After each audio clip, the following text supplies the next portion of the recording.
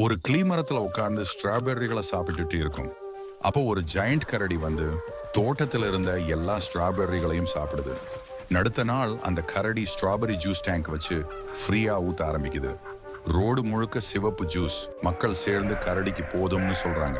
ஆனா கரடி கேட்கவே இல்லை. கிளீ ஃபாரஸ்ட் ஆபீசர்ஸ்க்கு கால் பண்ணுது. அவங்க கரடியை ஜீப்ல கட்டி எடுத்துட்டு போறாங்க. அதே நேரம் ஹில் சைடுல இருந்து நிலச்சரிவையும் வெள்ளமும் வருது. மக்கள் சிக்கிக்கிறாங்க. கரடி ஜீப்ல இருந்து ஜம்ப் பண்ணி அனைவரையும் தூக்கிட்டு சேஃப் ஏரியாவுக்கு கொண்டு போய் உயிர் காப்பாத்துது. பேர்க்காக லைக் மற்றும் சப்ஸ்கிரைப் தட்டி விடு ப்ரோ.